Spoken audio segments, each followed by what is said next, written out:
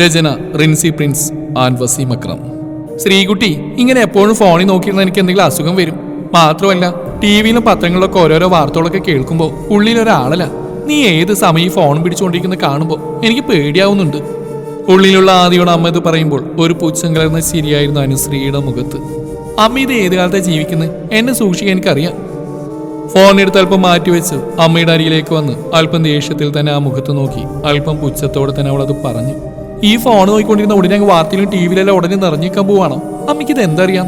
ശരിയാ, അമ്മയ്ക്ക് നിന്റെ ഒരുവിധം കാര്യങ്ങളൊന്നും അറിയില്ലെന്ന് സത്യ. എങ്കിലും ഈ കാലത്തിന്റെ പോക്ക് നന്നായിട്ട് അമ്മയ്ക്ക് മനസ്സിലാവും. പിന്നെ ഒട്ടക്കണ്ടിലെ തവളെ പോലെ ഈ വീട്ടിൽ നിന്ന് പുറത്തിറങ്ങാൻ നിൽക്കുന്ന അമ്മയ്ക്കാണോ ഈ കാലത്തിന്റെ പോക്ക് അറിയാവുന്നത്? ഈ തള്ളൊന്ന് നിർത്താമേ. ഒന്നും അറിയില്ലെങ്കിൽ ഉപദേശത്തിനൊരു കുറവില്ല. ഒന്നും മിണ്ടാതെ വേദന നിറഞ്ഞ മുഖഭാവത്തോടെ അമ്മ അകത്തേക്ക് പോയപ്പോൾ അമ്മയോട് ദേഷ്യമായിരുന്നു തോന്നിയിരുന്നു. അമ്മ എന്ത് കാര്യത്തിൽ ഉപദേശിക്കാൻ വരുന്ന അസഹനീയമായിരിക്കുന്നു. ആവശ്യത്തിനും ആവശ്യമില്ലാത്ത കാര്യങ്ങൾക്കും അമ്മയുടെ ഉപദേശം ഒരു പതിവാണ്. പലപ്പോഴും വെട്ടി തുറന്ന് പറഞ്ഞിട്ടുണ്ട്. ഒരുപക്ഷെ അത് പ്രായത്തിന്റെ വിഷയമായിരിക്കും. അതുകൊണ്ട് തന്നെ അമ്മയോട് അല്പം ദേഷ്യപ്പെട്ട് ഫോൺ അവിടെ വെച്ച് അവൾ പോയി. കുളിച്ച് കോളേജിൽ പോകാൻ റെഡിയായി വന്നപ്പോൾ തന്നെ അമ്മ പറഞ്ഞൊക്കെ മറന്നു. ഭക്ഷണം ഡൈനിങ് ടേബിൾ എടുത്ത് വെച്ചിട്ടുണ്ടായിരുന്നു. അമ്മയോടൊന്നും മിണ്ടാതെ എടുത്തു വെച്ചിരുന്ന ഭക്ഷണത്തിലേക്ക് നോക്കുപോലും ചെയ്യാതെ ചാടിത്തുള്ളി അവൾ പുറത്തേക്ക് പോയി. പുറകെ ഓടി വന്ന അമ്മ വിളിച്ചു, ശ്രീകുട്ടി, നീ ഒന്നും കഴിക്കുന്നില്ലേ? വേണ്ട, എനിക്ക് വേണ്ട. രാവിലെ തന്നെ അമ്മ വയറു നിറച്ച് തന്നല്ലോ, ഇനി ഒന്നും എനിക്ക് കഴിക്കാൻ വേണ്ട. അത്രയും പറഞ്ഞുകൊണ്ട് ദേഷ്യത്തോടെ അമ്മയെ നോക്കുപോലും ചെയ്യാതെ അവൾ ബസ് സ്റ്റോപ്പിലേക്ക് നടന്നു. ആ സമയത്ത് താനൊന്ന് തിരിഞ്ഞു നോക്കിയിരുന്നെങ്കിലെന്നോ ഒരു യാത്ര പറഞ്ഞിരുന്നെങ്കിലെന്നോ അമ്മ ആഗ്രഹിച്ചിട്ടുണ്ടാവും. പക്ഷേ പിണക്കം, അമ്മയോടുള്ള പിണക്കം, അതൊന്നുകൊണ്ട് മാത്രമാണ് അങ്ങനെ അങ്ങ് ഇറങ്ങിപ്പോയത്. അമ്മയുടെ മനസ്സ് വിഷമിച്ചുകൊണ്ടായിരിക്കാം അന്നത്തെ ദിവസം മുഴുവൻ എല്ലാ കാര്യങ്ങളിലും അത് അനുഭവപ്പെട്ടു. ചെയ്ത കാര്യങ്ങളെല്ലാം തലകീഴായി മറിഞ്ഞുപോയി. കുറച്ച് സമയം കഴിഞ്ഞ് ക്ലാസ്സിലിരുന്നപ്പോഴാണ് പെട്ടെന്ന് ഫോൺ ബെല്ലടിച്ചത്. ക്ലാസ്സിൽ കയറുന്നതിന് മുമ്പ് ഫോൺ സൈലന്റ് മോഡിലിടാൻ മറന്നുപോയിരുന്നു. പെട്ടെന്ന് നിശബ്ദമായ ക്ലാസ് മുറിയിൽ തന്റെ ഫോൺ ബെല്ലടിച്ചപ്പോൾ എല്ലാവരും തന്നെ നോക്കി. ക്ലാസ് എടുത്തിരുന്ന സാറൊരു സ്റ്റുഡൻ്റ് അപ്പോൾ തന്നെ ക്ലാസ്സിൽ നിന്ന് ഇറക്കി വിട്ടു. കണക്കിന് വഴക്കും പറഞ്ഞു. അതിനിടയിൽ ഫോൺ കട്ട് ചെയ്തെങ്കിലും അമ്മ വിളിച്ചുകൊണ്ടേയിരുന്നു. അല്ലെങ്കിൽ അമ്മ അങ്ങനെയാണല്ലോ, കിട്ടുന്നവരെ വിളിക്കുന്നതാണ് അമ്മയുടെ ശീലം. പെട്ടെന്ന് ഡിസ്പ്ലേയിൽ തെളിഞ്ഞത് അമ്മയുടെ പേരായിരുന്നു. രാവിലെയുള്ള സംഭവം ഇപ്പോൾ എല്ലാവരുടെയും മുമ്പിൽ വെച്ച് സാറ് വഴക്ക് പറഞ്ഞ് ക്ലാസ്സിൽ നിന്ന് തന്നെ ഇറക്കിവിട്ട അപമാനവുമെല്ലാം അമ്മയോടുള്ള ദേഷ്യമായി തന്നെ പരിണമിച്ചു. അല്ലെങ്കിൽ അമ്മമാരോടാണല്ലോ ഇപ്പോഴത്തെ കുട്ടികൾക്ക് ദേഷ്യം. ഫോണെടുത്ത് ചെവിയോട് ചേർത്തു. ശ്രീകുട്ടി, നീ വല്ലതും കഴിച്ചിരുന്നോ? അമ്മയുടെ ആദ്യം നിറഞ്ഞ സ്വരമായിരുന്നു ആദ്യം കാതിലെത്തിയത്. പക്ഷെ അമ്മയോടുള്ള ദേഷ്യത്തെ തണുപ്പിക്കാൻ ആ സ്വരത്തിന് കഴിഞ്ഞിരുന്നില്ലെന്നതായിരുന്നു സത്യം. എന്തൊരു ശല്യാണിത്! ഞാൻ ക്ലാസ്സിലാണെന്ന് നമുക്കറിയില്ലേ, ഇങ്ങനെ വിളിച്ചെന്നെ ബുദ്ധിമുട്ടിക്കുന്ന എന്തിനാ? ദേഷ്യത്തോടെ പറഞ്ഞുകൊണ്ട് ഫോൺ കട്ട് ചെയ്തു. ഒരിക്കൽ കൂടി അമ്മ വിളിക്കുമെന്ന് പ്രതീക്ഷിച്ചെങ്കിലും അതുണ്ടായിരുന്നില്ല. അഥവാ വിളിച്ചാൽ തന്നെ കുറച്ചുകൂടി ദേഷ്യപ്പെട്ട് സംസാരിക്കണമെന്ന് വിചാരിച്ചാണ് നിന്നിരുന്നത്. എങ്കിലും അതുണ്ടായില്ല. എങ്ങനെയൊക്കെ ഉച്ചവരെ തള്ളി നീക്കി. ഉച്ചയായപ്പോഴാണ് ക്ലാസ്സിലേക്ക് പ്യൂണിനെ വിട്ട് പ്രിൻസിപ്പൽ സാർ റൂമിലേക്ക് വിളിക്കുന്നുവെന്ന് അയാൾ വന്ന് പറഞ്ഞത്. ഇനി അതെന്തായിരിക്കുമെന്ന് കരുതി റൂമിലേക്ക് ചെന്നപ്പോൾ ആദ്യയോടെ പ്രിൻസിപ്പൽ സാറിന്റെ മുന്നിലിരിക്കുന്ന അച്ഛനെയാണ് അവിടെ കണ്ടത്. ആദ്യം കാര്യമൊന്നും മനസ്സിലായില്ലെങ്കിലും അച്ഛൻ്റെ അരിയിലേക്ക് ചെന്നു. എന്താ അച്ഛാ? ഒന്നുമില്ല മോളെ, നമുക്ക് വീട്ടിലേക്കൊന്ന് പോവാം, അച്ഛൻ പറഞ്ഞു. അച്ഛനത് പറഞ്ഞപ്പോൾ എന്തോ ഒരു പന്തികേട് ആ സ്വരത്തിൽ തോന്നിയിരുന്നു. അങ്ങോട്ടേക്കുള്ള യാത്രയിൽ അച്ഛൻ മൗനമായിരുന്നു. പല പ്രാവശ്യം ചോദിച്ചു എന്താണ് കാര്യമെന്ന്. ഒന്നുമില്ലെന്ന വാക്കിൽ അച്ഛൻ മറുപടി ഒതുക്കിയപ്പോൾ കുറച്ച് സമയത്തേക്ക് അനുശ്രീ ഒന്നും സംസാരിച്ചില്ല.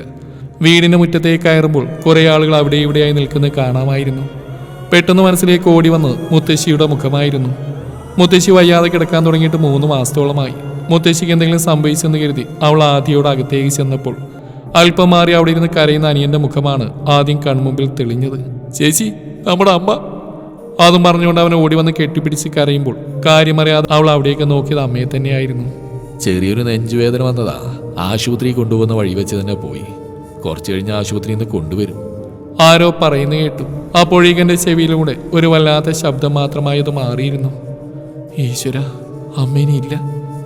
ആ സത്യത്തെ അംഗീകരിക്കാൻ എൻ്റെ മനസ്സ് എന്തുകൊണ്ടോ തയ്യാറായിരുന്നു. അറിയാതെ കണ്ണിൽ നിന്നും കണ്ണുനീർ അടർന്ന് വീഴുന്നുണ്ടായിരുന്നു.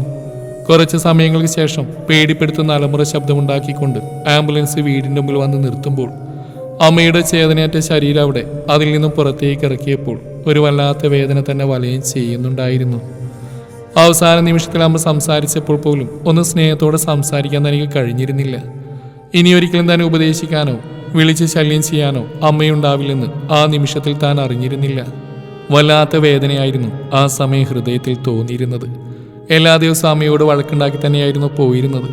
പക്ഷേ എത്ര വഴക്കുണ്ടാക്കിയാലും വൈകുന്നേരം സന്തോഷപൂർവ്വം തന്നെ കാത്തിരിക്കുന്നുണ്ടാവും പാവം. പക്ഷേ രാവിലെയുള്ള വഴക്ക് മനസ്സിൽ വെച്ചുകൊണ്ട് താൻ ഇപ്പോഴും അമ്മയോട് അകലം സൃഷ്ടിച്ച് മാത്രമേ ഇടപെട്ടിട്ടുണ്ടായിരുന്നുള്ളൂ. ഹൃദയം വല്ലാതെ വേദനിക്കുന്ന പോലെ തോന്നി. ഇനി ആൾക്കൂട്ടത്തിൽ നിൽക്കാൻ പോലും തനിക്ക് കഴിയില്ലെന്ന് കരുതി അടുക്കളയിലേക്കാണ് ആദ്യം പോയത്. അവിടെയായിരുന്നു അമ്മയുടെ തട്ടകം. അമ്മയുടെ സന്തോഷവും ദുഃഖവും എല്ലാം അവിടെയായിരുന്നു.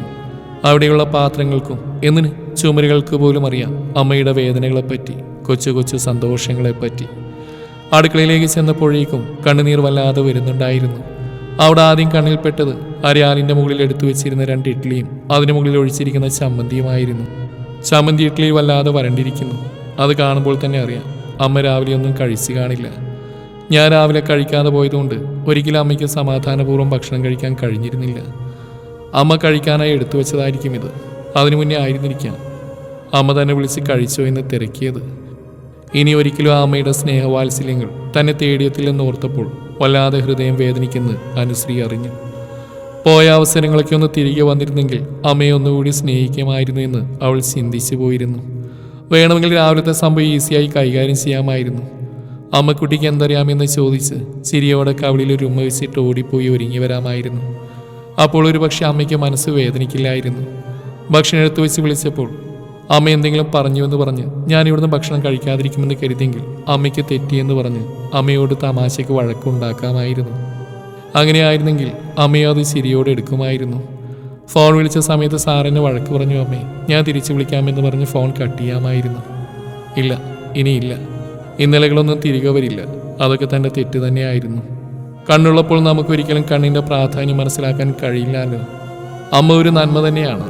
ആ നന്മ പറ്റുമ്പോൾ മാത്രമാണ് മക്കൾക്ക് പോലും അത് മനസ്സിലാകുന്നെന്ന് മാത്രം.